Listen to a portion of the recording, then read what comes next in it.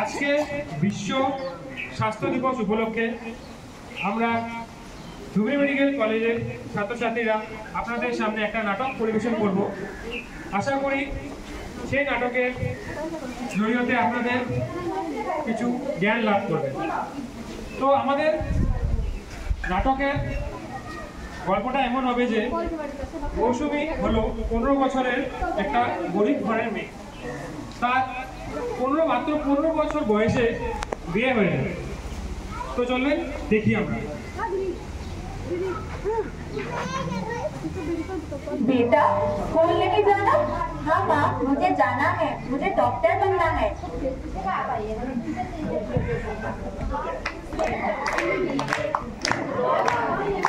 कहाँ जा रहे हो?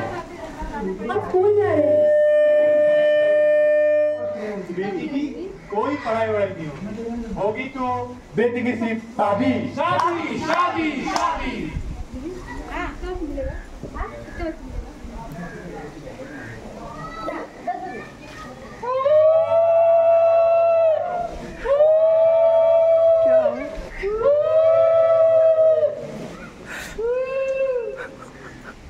यार जैसे তো আপনারা যেমন দেখলেন যে মাত্র 15 বছর বয়সে মৌসুমীর বিয়ে হয়ে গেল।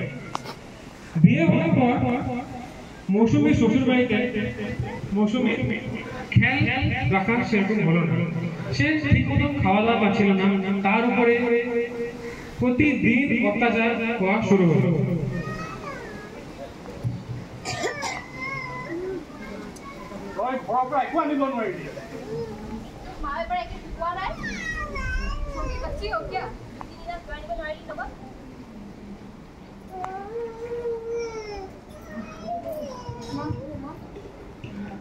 তো আমাদের মানে একটা আমরা ভারতবর্ষের মধ্যে আসাম এই বাল্য বিবাহতে 1 নম্বর স্থান পেয়েছে। সেটা খুবই মানে খারাপ খবর আমাদের জন্য। আর তার থেকেও খারাপ খবর হলো যে আসামের মধ্যে ধুবড়ী তার মধ্যে 1 নম্বর বাল্য বিবাহ। তো সেটাই বলবো যে বাল্য বিবাহ বন্ধ করো, বাল্য বিবাহ বন্ধ করো, বাল্য বিবাহ বন্ধ করো। এমন করে করে কেটে গেল। মৌসুমী শ্বশুর বাড়িতে নির্যাতন হয়ে চলেছিল। আর ঠিক এই সময় মৌসুমী গর্ভবতী হয়ে গেল।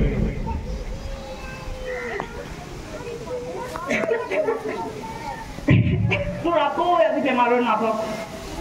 ভাত বনালে নাই, মোক কামুৰি যাবলৈ দেৰি হৈছে। ভাত বনোৱা নাই, মই কি খাই কামুৰি যাম? অকল তইহে গৰ্ভৱতী হৈছ নে মোৰ নাটক? বেলেগ তিৰোতাকি গৰ্ভৱতী হোৱাই নাই। আজি কি বেমাৰ, কালি কি বেমাৰ? ঘৰ কোনে বনাব, মোক কোনে ভাত দিব? এতিয়া 9 মাহটো মই বহাই খুৱাব লাগিব। বা বৰ মোক হাৰামি ওলাইছ। 9 মাহটো বহাই খুৱাম চাবি, কিন্তু মোক যদি ল'ৰা তাই জন্ম দিব নোৱাৰ তই। ঘৰৰ পৰা ওলাই কিন্তু দিন নেখাওঁ, সাধাৰণ তৎক্ষণাত মোৰ কামুৰি যাবলৈ দেৰি হৈছে। এনেকৈ চাই নাথাকোঁ, পাকঘৰত যাওঁ।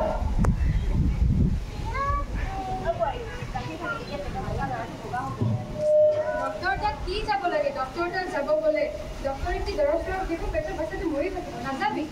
এইবোৰ কি ডক্টৰ কৰি থাকা? আমি 5টা সন্তান দিলোঁ, আজিলৈকে ডক্টৰৰ মুখে দেখা নাই। তোৰ এটা সন্তানে ডক্টৰ তাতে যাব লাগে নেকি? মই এনেকৈ থাকিলে নহ'ব, মই ডক্টৰ তাতে যাবই লাগিব। মোৰ দিনক দিনে গাটো বেয়া হৈ গৈছে। সেই শুনকচোন, মই ডক্টৰ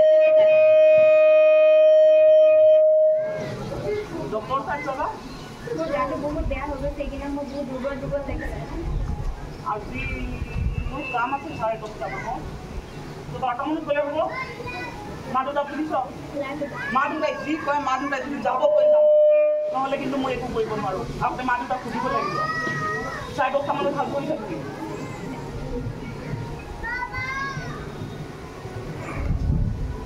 কি হ'ল তহঁতৰ ক'ত যাওঁ দেউতা বোৱাৰী কৈ আছে তাই বোলে গাটো বেয়া লাগি আছে কৈছে ডক্টৰক দেখাই বোলে এবাৰ কোনো দৰকাৰ নাই ডক্টৰক দেখাবলৈ হস্পিটেল যোৱা কোনো দৰকাৰ নাই তই ঘৰতে জন্ম হৈছিলি তোৰ সন্তানো ঘৰতে জন্ম হ'ব কোনো দৰকাৰ নাই হস্পিটেল যোৱা নেলাগে যাব নালাগে দেউতা মোৰ গাটো বহুত বেয়া মই যাবই লাগিব নেলাগে যাব কথা শুন দেউতাই জানি বুজি কিবা এটা কৈছে ডাঙৰ মানুহ কথা শুনিব লাগে দেউতাই যি কৈছে সেয়ে কৰিম নহ'লে চাবি মই আশা বাইদেউ কিবা এটা কৰিব লাগিব আশা বাইদেউ গ'লে মাতিব লাগিব নহ'লে তোৰ আকৌ কিবা এটা হৈ যাব পুলিচে দেউতাক আৰু মুখে ধৰি দিব ৰবি মই আশা বাইদেউক কল কৰিছোঁ ঘৰত কোনোবা আছে নেকি আশা বাইদেউ আহিছোঁ নমস্কাৰ তুমি পাইছে নেকি হয় মই তোমালোকৰ গাঁৱৰ আশা বাইদেউ হয় তোমাৰ কি তুমি গৰ্ভৱতী হৈছা বুলি তোমাৰ মিলিয়ে কৈছে হয় তোমাৰ কি কি প্ৰব্লেম হৈ আছে কোৱাচোন মোৰ মূৰ ঘূৰাই বমি হয় গাটো দুৰ্বল লাগে আচ্ছা তুমি গৰ্ভৱতী হ'বৰ কাৰণে কিবা টেষ্ট কৰিছিলা গম পাইছিলা তুমি কেনেকৈ গম পালা তুমি গৰ্ভৱতী কৰা নাই কৰা টেষ্ট কৰা নাই চোৱা চাওক আপোনালোকেও চাওক এইটো হ'ল নিশ্চয় টেষ্ট কিট এইটো দি আপোনালোকে গৰ্ভৱতী মহিলাই এইটো প্ৰয়োজন কৰিব পাৰে আৰু এইটো দি গম পায় যে আপুনি গৰ্ভৱতী হয় নে নহয় ইয়াতে পুৱাৰ পেচাব 2 টিপাল এইটো দিলে হ'ল আৰু অলপ দেৰি পিছত দেখা পাব যদি আপুনি গৰ্ভৱতী হয় তে দুডাল চিন দেখা পাব যদি গৰ্ভৱতী নহয় তে এডাল চিন দেখা পাব আৰু যদি এডালো চিন নেদেখায় তেতিয়া আপুনি গম পাব যে আপোনাৰ পৰীক্ষাত কিবা প্ৰব্লেম হৈছে সেইটো কাৰণে আৰু এবাৰ পৰীক্ষা কৰিব লাগিব লোৱা মৌচুমী তুমি এবাৰ এইটো খাই ল'বা নাম বাইদেউ মৌচুমী এবাৰ চাব চেণ্টাৰলৈ লৈ যাওঁ কোনো দৰকাৰ নাই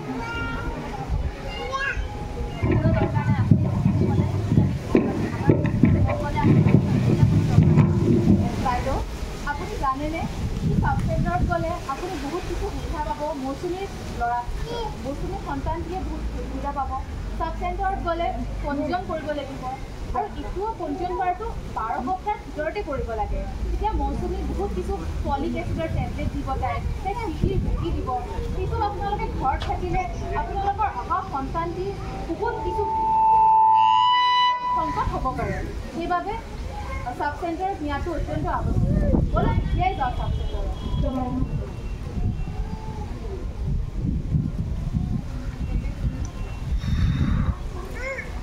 এওঁ হ'ল আমাৰ ANM বাইদেউ এওঁ আপোনাক বুজাব যে কি কৰা উচিত হয় তোমাৰ ফাৰ্ষ্টতে মই পঞ্জীয়নটো কৰি লৈছোঁ এখন হ'ল তোমাৰ MCB কাৰ্ড মাতৃ আৰু শিশু সুৰক্ষা কাৰ্ড ইয়াতে প্ৰথম পৃষ্ঠাত তোমাৰ নাম আপোনালোকৰ নাম আৰু ক'ত থাকে ঠিকনা আৰু মোবাইল নম্বৰ যদি আপোনাৰ কিবা বিপদজনক জৰুৰী কিবা সমস্যা আহে তেতিয়া ইয়াতে থকা মোবাইল নম্বৰটোত আপোনালোকে ফোন কৰিব পাৰে আৰু নেক্সট পৃষ্ঠাবোৰত আপোনালোকৰ স্বাস্থ্য সম্পৰ্কীয় গোটেইখিনি থাকে আৰু এইটো হ'ল আইৰণ টেবলেট আৰু এইটো কেলছিয়াম টেবলেট এইটো দিনত 2টাকৈ ল'ব লাগে আৰু এইটো দিনত 1টাকৈ আৰু এইখন প্ৰথম পিছত আপোনালোকৰ বেংক একাউণ্টৰ ডিটেইলছ থাকে যাতে আপোনালোকে যদি গাঁৱত যদি আপোনালোকে যদি গাঁৱত হয় আৰু আপোনালোকে যদি চৰকাৰী হস্পিটেলত ডেলিভাৰী হয় তেতিয়া আপোনালোকে 1400 টকা পায় আৰু টাউনত হ'লে 1000 টকা পায়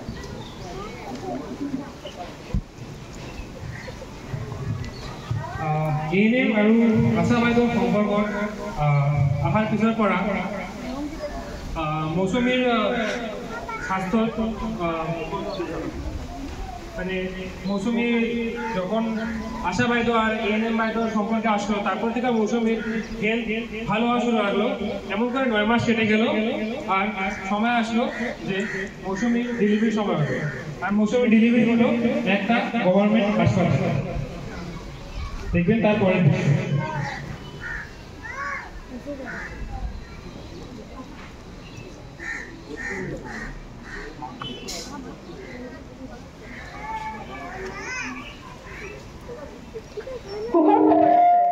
আপোনালোকৰ ঘৰত লখিমী হৈছে।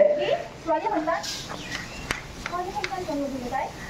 মই কৈছিলোঁ নহয় মোৰ ANM আৰু নাৰ্ছ হ'ল আৰু আছামিজৰ কথা শুনি মেডিকেলত দেখিছোঁ ছোৱালী সন্তান জন্ম দেখিলি নালাগে মোক ছোৱালী সন্তান মোক আকৌ বিয়া পাতি দিবি মোক ল'ৰা লাগিব তেনেকৈ হ'লেও আৰু শুন মই কৈছোঁ নহয় ছোৱালী সন্তান জন্ম দিব বুলি দেখ এতিয়া ছোৱালী সন্তান জন্ম হয়। কি হৈছে আপোনালোকৰ? কিয় ইমান হাল্লা কৰিছে কওকচোন মোক। ডক্টৰ চাহাব ছোৱালী সন্তান জন্ম হৈছে পঢ়াব লাগিব লিখাব লাগিব তাৰপিছত বিয়া দিব লাগিব হ'ব বুজি পালোঁ আপোনালোকৰ মানে এই ইমান ধুনীয়া ছোৱালী সন্তানটো জন্ম হোৱাৰ কাৰণে প্ৰব্লেম হৈছে ন? নহয় কি ইমান খৰচ আমি ক'ত কৰিব পাৰিম দুখীয়া মানুহ। আৰু আপুনিতো নিজে মাতৃ আপুনি নিজে মাতৃ হৈ এই সন্তানটোৰ কথা এনেকৈ কৈছে আপোনাৰ বেয়া লগা নাই? আৰু অকল আপুনিয়ে নহয় এই সমাজৰ বহুত মানুহে ছোৱালী সন্তান জন্ম হোৱাটো এটা বেয়া বুলি ভাবে, কিন্তু সেয়া মিছা কথা। আজিৰ দিনত কি ছোৱালী আৰু ল'ৰা বেলেগ বেলেগ নেকি? ছোৱালী যিমান সুবিধা পায়, যিমান কাম ওপৰত যাব পাৰে, যিমান কাম কৰিব পাৰে, ল'ৰাইও সিমান কৰিব পাৰে। ল'ৰাই যিমান জেগাত যাব পাৰে, যিমান সুবিধা ল'ব পাৰে, সিমানটো ছোৱালীও কৰিব পাৰে। আজিৰ দিনৰ আমাৰ ভাৰতবৰ্ষৰ ৰাষ্ট্ৰপতি কোন? এগৰাকী মহিলাই ন। আৰু আজিৰ দিনতো সেই যুগৰ আমি পুৰণিকলীয়া কথাবোৰ কিয় ভাবি আছোঁ? আজিও কিয় আমি ল'ৰা আৰু ছোৱালীৰ নামত দুটা বেলেগ বেলেগ কৰিছোঁ যে ল'ৰা মানে বহুত ভাল আৰু ছোৱালী মানে ঘৰৰ একদম মানে বুজা? কিয়? আজিও সমাজ বদলিবৰ হ'ল। আজিৰ সমাজে ভাবিবৰ হ'ল, জানিবৰ হ'ল যে ছোৱালী আৰু ল'ৰা হোৱাটো কোনো বেলেগ কথা নহয়। ছোৱালী মানেও সেই ল'ৰাৰ সমানেই আৰু ছোৱালীক আপোনালোকে সমান মৰ্যাদা দিয়ক, সমান অধিকাৰ দিয়ক আৰু তেতিয়াহে এখন সমাজ আগবাঢ়িব। কাৰণ এগৰাকী যদি মহিলা শিক্ষিত হয় তেতিয়া সেই মহিলাগৰাকীয়ে গোটেই সমাজখনক শিক্ষিত কৰাৰ এটা শক্তি হয়। এগৰাকী মহিলা মাতৃ হ'ব পাৰে, এগৰাকী পত্নী হ'ব পাৰে, এগৰাকী কাৰোবাৰ ছোৱালী হ'ব পাৰে, শিক্ষিত হ'ব পাৰে, ডক্টৰ হ'ব পাৰে, ইঞ্জিনিয়াৰ হ'ব পাৰে। আজিকালি ছোৱালী একটি হ'ব নোৱাৰে, সকলো কৰিব পাৰে। সেয়ে মই আপোনালোকক এই কাহিনীটোৰ দৰে ক'ব বিচাৰিছোঁ যে ছোৱালী আৰু ল'ৰাৰ মাজত কোনো পাৰ্থক্য নাৰাখিব। আৰু আপোনালোকেও সেইটো কথা বুজি লওক, ছোৱালী আৰু ল'ৰাৰ মাজত কোনো পাৰ্থক্য আমাৰ ভুল হৈ ঘৰ ডাঙৰ ভুল আমাৰ কৰিব ইমান ধুনীয়া লক্ষ্মী ছোৱালী কেনেকৈ ইমান বেয়াকৈ খাব পাৰোঁ। আৰু মোৰ পত্নীয়ে মই ভালকৈ ডক্টৰ চাওক লগতে ছোৱালীজনী মই ডাঙৰ মানুহ কৰিম, মই ডাঙৰ মানুহ হ'ব মা, মই ডাঙৰ মানুহ হ'ব। আমাক পাৰিলে ক্ষমা কৰিব ৰাইজ, আমাৰ এই ভুলৰ কাৰণে ক্ষমা কৰিব। আৰু শুনক, তেওঁলোকেতো বুজি পালে আৰু তেনেকৈয়ে মই আশা কৰিছোঁ ইয়াত চাই থকা সকলো মানুহে আৰু এই কথাখিনি আপোনালোকেও যাতে আপোনালোকৰ সমাজত বিয়পায় যে ল'ৰা ছোৱালীৰ মাজত কোনো পাৰ্থক্য নকৰে। যেনেকৈ আপোনালোকে কাহিনীটোত দেখিলে মৌচুমীক কি কৰিলে 15 বছৰ বয়সতে বিবাহ কৰালে। যেনেকৈ আমাৰ আগতে কৈ গ'ল অসমৰ ভিতৰত ধুবুৰী এনেকুৱা কামত 1 নম্বৰ হৈ আছে। আৰু আপোনালোকে যাতে সেই সৰুকালতে এজনী ছোৱালীক বিয়া কৰাই তাইৰ গোটেই ভৱিষ্যতটো যেন ধ্বংস নকৰে। কাৰণ এগৰাকী ছোৱালী যদি ভৱিষ্যত ধ্বংস কৰে সেই গোটেই পৰিয়ালটোৱে বাঢ়ি গৈ থাকি এখন সমাজত কেতিয়াও সেই উন্নতিৰ পথত দেখা নাপাব। আৰু সেইকাৰণে কৈছোঁ এই ভুল যেনেকৈ তেওঁলোকে বুজি পালে আপোনালোকেও বুজি পাওক আৰু সমাজখনক আগবাঢ়ি যাবলৈ সহায় কৰক। এখন আমরা আমাদের নাটক শেষ করব, আপনাদেরকে কিছু জরুরি তথ্য জানাবো। তো এখন আমাদের একে একে সবাই আসবো আর আপনাদেরকে প্রেগনেন্সি রিলেটেড, মানুষের স্বাস্থ্য রিলেটেড জি মানে জরুরি জিনিস আছে তার বিষয়ে আমরা কিছু তথ্য দেব। তো প্রথমে আমি ডেকে নেব চিরঞ্জিতকে কিছু প্রশ্ন।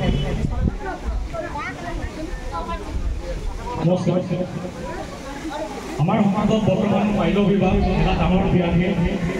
এইটো আমাৰ সমাজৰ কাৰণে বহুত বেয়া এতিয়াও হৈ আছে, ব্যাধি হৈ আছে।